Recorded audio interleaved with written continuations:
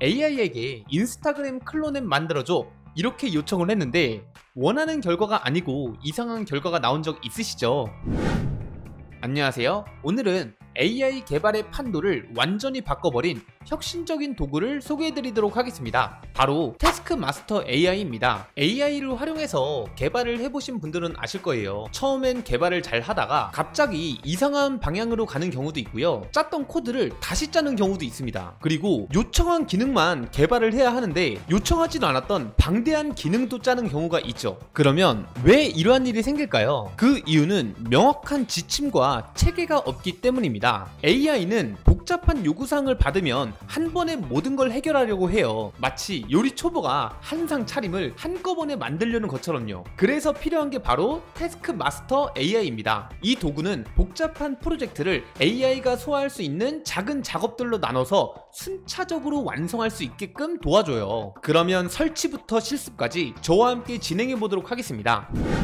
우선 태스크마스터 AI를 사용하기 위해서는 Node.js가 설치되어 있어야 하기 때문에 설치가 안 되어 있으신 분들은 설치를 진행하시면 되고요. 그러면 태스크마스터 AI 공식 문서에 와서 설치를 진행해 보도록 하겠습니다. 중간에 있는 인스톨 인스트럭션 버튼을 클릭하게 되면 태스크마스터 AI를 설치할 수 있는 방법이 나오는 걸 확인할 수 있는데요. CLI로 설치를 진행할 수도 있고요. MCP 서버를 사용해서 이렇게 설치를 진행할 수도 있어요. 그리고 편하게 사용하는 방법은 태스크마스터를 통해서 명확한 요청을 할 때는 CLI로 진행하는 게 편하고요. 작업을 수행할 때는 MCP 서버를 이용하는 게 편해요. 그래서 우리는 태스크마스터 AI CLI를 먼저 설치하고 작업을 요청하는 건 MCP 서버를 활용하도록 할 거예요.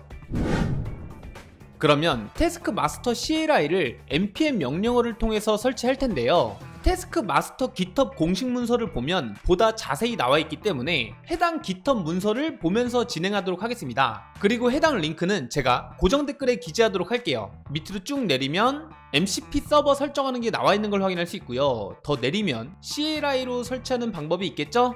그러면 npm install 명령어를 이렇게 복사해서요. 터미널에 와서 붙여넣기를 한 다음에 설치하도록 하겠습니다. 엔터를 하게 되면 설치가 되겠죠? 그리고 이곳에서 태스크 마스터를 입력한 후에 엔터를 하게 되면 해당 CLI 명령어를 통해서 어떠한 작업을 수행할 수 있는지 자세히 나와 있는 걸 확인할 수 있어요. 프로젝트 셋업을 할 때는 init 명령어를 사용할 수 있고요. 잠시 후에 설명하겠지만 PRD 문서를 통해서 작업 목록을 생성할 때는 parse PRD 명령어를 수행할 수 있습니다. 이번에는 커서 AI 툴을 통해서 태스크마스터로 프로젝트를 초기화할 텐데요. 만약에 커서 AI란 무엇인지 그리고 MCP 서버에 대해 잘 모르시는 분들은 제가 자세히 설명한 영상을 꼭 봐주시는 걸 권장드리겠습니다. 그러면 바로 초기화를 진행해 보도록 할게요. 태스크 마스터 하고 init 명령어를 입력하고 엔터를 하시면 돼요. 그러면 태스크 마스터라는 명령어 대신 tm이라는 간단한 명령어를 세팅할 거냐 라고 묻는 걸 확인할 수 있는데요. y로 디폴트로 해서 엔터를 해주세요. 그리고 프로젝트의 git 리포지토리를 초기화하면 좋겠죠?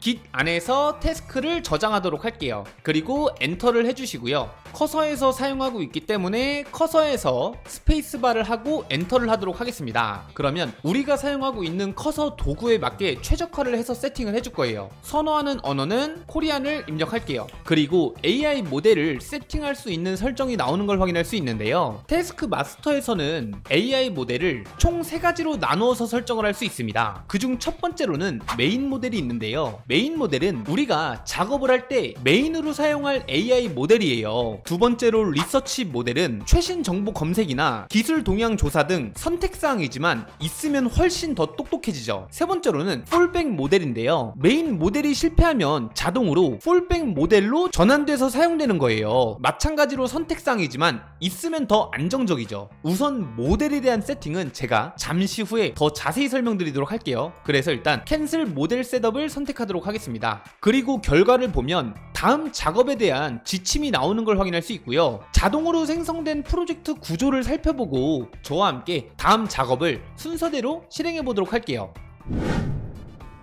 우선 초기화된 구조를 보면 커서 디렉터리가 있는 걸 확인할 수 있고요. 이러한 디렉터리는 커서 설정이죠. 그리고 이 안에 커서 AI에 최적화된 룰이 생성된 걸 확인할 수 있어요. 다시 한번 말씀드리면 커서 룰에 대해 잘 모르시는 분들은 제 이전 영상을 꼭 참고해주세요. 그리고 이 커서 디렉터리 안에 mcp.json 파일이 있는 걸 확인할 수 있는데요. mcp 서버가 현재 이 프로젝트에서만 사용할 수 있도록 설정이 된 거예요. 그리고 mcp 툴즈에서 태스크 마스터 AI가 꼭 활성화되어 있는지도 확인을 해주세요.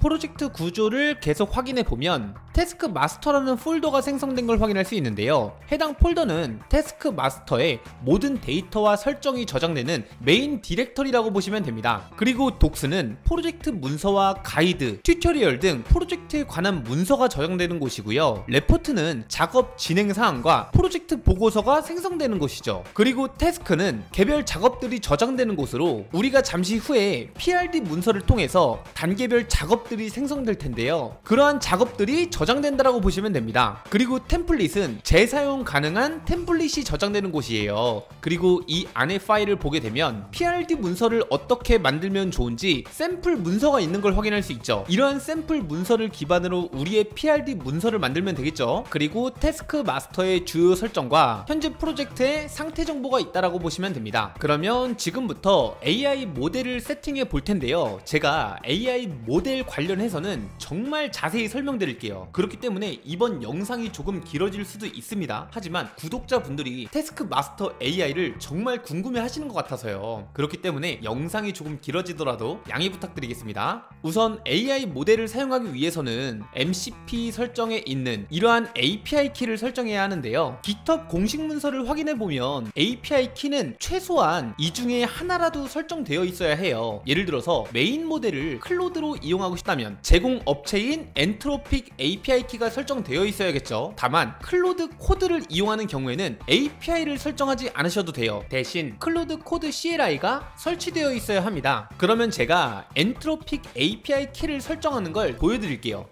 구글에서 엔트로픽 API 키라고 검색을 하게 되면 엔트로피 공식 문서가 있는 걸 확인할 수 있고요. 우측 상단에 있는 회원가입 로그인 버튼을 통해서 회원가입과 로그인을 진행해주세요. 그리고 로그인을 하게 되면 대시보드가 나오는 걸 확인할 수 있고요. 좌측에서 API 키 메뉴에 들어가서 우리가 사용할 엔트로픽 API 키를 생성해 주시면 돼요. 워크스페이스를 설정하고 API 키 명을 이렇게 입력해 주시면 됩니다.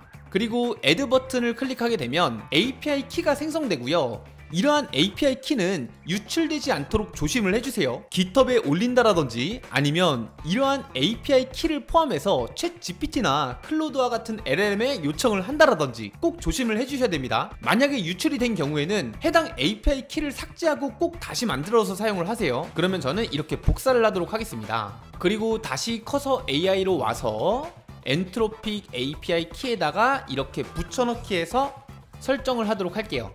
그리고 해당 API 키를 사용하기 위해서는 크레딧을 결제를 해야 하는데요. 빌링 메뉴로 오시면 바이 크레딧이라는 버튼이 있어요. 그래서 사용할 만큼 결제를 하게 되면 이렇게 충전이 되는 방식이고요. 참고로 말씀드리면 클로드 프로 요금제를 사용하고 있다라고 해서 엔트로픽 API 키를 사용할 수 있는 건 아닙니다. 클로드와 엔트로픽 API 키 요금은 다른 거예요.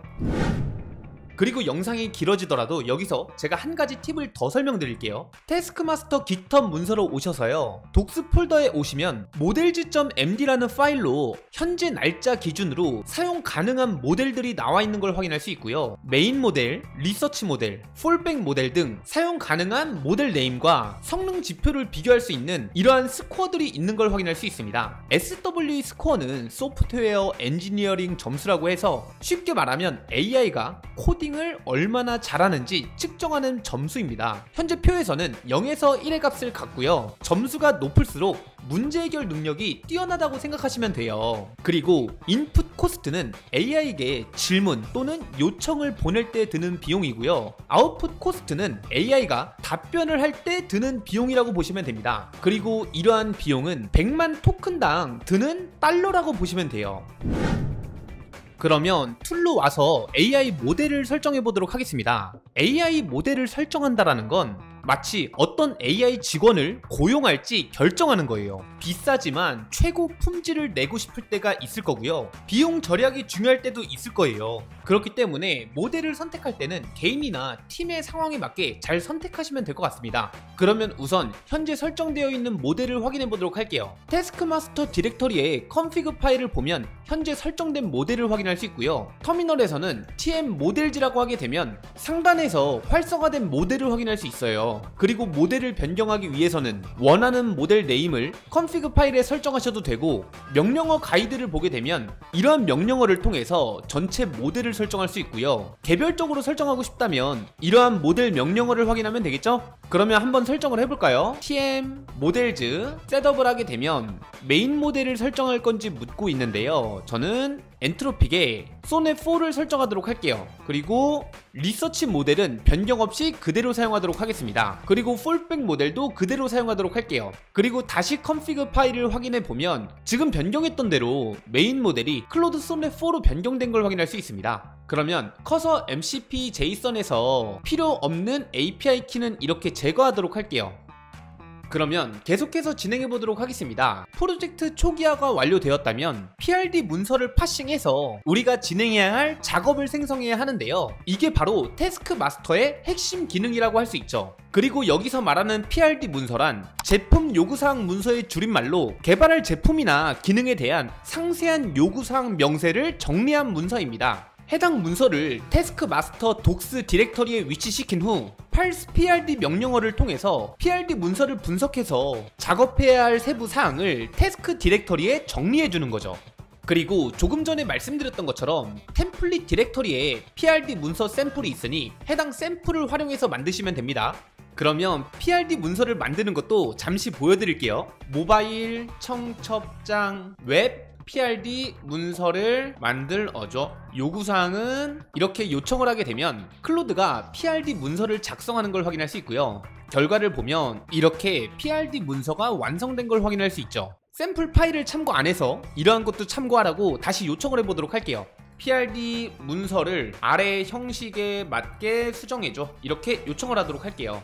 결과를 보면 PRD 문서가 완성된 걸 확인할 수 있고요. 그리고 이러한 문서를 그대로 개발을 하는데 사용하시는 분들이 계세요. 하지만 다소 번거롭더라도 이러한 PRD 문서를 꼼꼼히 읽어보시고 구현 범위를 잘 정하셔야 됩니다. 만약에 구현 범위가 너무 많은 것 같다면 태스크 마스터에 끊어서 요청하셔도 돼요. 예를 들어서 내가 구현해야 할 프로덕트는 이만큼이에요. 그러면 우선 PRD 문서를 여기까지만 만드는 거예요. 그리고 이 부분이 다 구현이 됐다면 그 다음에 이만큼을 진행하는 거죠. 물론 태스크 마스터가 이러한 PRD를 던져주면 알아서 끊어서 세부 작업들로 분리해주지만 이러한 제 의견도 있다 라는 걸 참고하시면 좋을 것 같습니다. 그러면 해당 문서에서는 백엔드 데이터 처리와 이러한 백엔드 서비스 그리고 인프라까지 설명하는 걸 확인할 수 있는데요. 저는 간단히 UI만 개발할 수 있도록 PRD 문서를 수정해달라고 할게요. 결과를 확인해보면 빠르게 구현할 수 있도록 프론트엔드 아키텍처로 설계된 걸 확인할 수 있고요. 실용적인 기능도 재정의가 된 걸 확인할 수 있죠. 데이터베이스가 필요했던 데이터도 이렇게 config 파일로 분리된 걸 확인할 수 있습니다. 그러면 복사를 해서 툴에서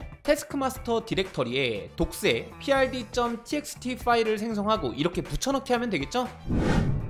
그러면 이제 정말로 PRD 파일을 파싱해서 수행해야 할 태스크를 생성하도록 하겠습니다. 해당 작업을 수행하기 위해서는 태스크마스터 pass PRD로 요청하면 되는데요. 코드로 와서 잠시만요. 끝에 콤마도 제거해야겠죠? 그리고 파싱을 요청해 볼게요. tm pass PRD로 요청을 하면 에러가 날 거예요. 보세요. 이 부분을 헷갈려 하실 것 같아서 제가 일부러 보여드리는 거예요. API 키 관련해서 오류가 발생한 걸 확인할 수 있습니다. 공식 문서를 통해 정확히 말씀드리면 MCP를 통해서 사용할 때는 환경 변수가 mcp.json 파일의 env 섹션에 설정이 되어 있으면 돼요. 하지만 지금처럼 CLI를 통해서 작업을 할 때는 프로젝트 루트에 env 파일로 정의되어 있어야 합니다. 이게 어떤 뜻이냐면 이렇게 채팅 기능을 통해서 MCP 서버로 활용을 할 때는 해당 파일에 설정을 하면 되지만 이렇게 CLI를 통해서 할 때는 env 파일에 정의해야 한다는 뜻이에요. 그러면 좌측에 env example을 복사해서 붙여넣기를 하시고요. 이러한 명칭을 .env로 변경하도록 할게요. 그리고 모든 걸 제거를 해주시고요. 이 안에 이렇게 설정하도록 하겠습니다. 이렇게 변경을 하면 되겠죠? 그리고 이렇게 요청을 하게 되면 자동으로 독스에 있는 PRD 문서를 파싱할 거예요. 이렇게 잘 해석을 했죠.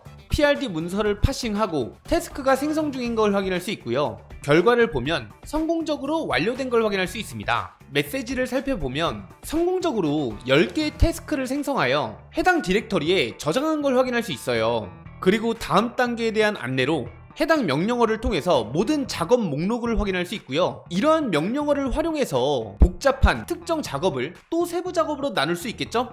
그리고 그 아래에는 사용량에 대한 정보도 확인할 수 있는 걸 확인할 수 있습니다. task.json 파일을 보면 이렇게 작업이 있는 걸 확인할 수 있고요. tm 리스트 명령어를 통해서 이러한 작업 리스트가 나오는 걸 확인할 수 있습니다. 그러면 해당 표를 살펴보도록 할게요. 전체 태스크는 총 10개인 걸 확인할 수 있고요. 상태를 보면 아직 시작되지 않은 대기 중인 펜딩 상태인 걸 확인할 수 있죠. 그리고 우선순위로는 높은 우선순위와 중간 우선순위, 낮은 우선순위가 있는 걸 확인할 수 있고요. 의존성을 보게 되면 1번 작업이 해결되어야 나머지 작업을 수행할 수 있는 걸 확인할 수 있고요. 2번 작업이 수행되어야 3번 작업을 진행할 수 있는 걸 확인할 수 있습니다. 그리고 이러한 작업들 중 복잡한 작업을 다시 서브 태스크로 나누기 위해서는 우선 터미널에서 각각의 태스크의 복잡도를 분석하면 되는데요. Analyze Complexity 명령어를 통해서 복잡도를 분석할 수 있어요. 해당 명령어를 수행하게 되면 태스크 마스터가 각각의 태스크의 복잡도를 분석하는 걸 확인할 수 있고요. 결과를 확인해 보면 총 10개의 태스크 중에 높은 복잡도를 가진 태스크가 1개가 있는 걸 확인할 수 있습니다. 그리고 다시 태스크 리스트로 살펴보면 보시는 것처럼 높은 복잡도를 갖고 있는 이러한 태스크를 확인할 수 있어요.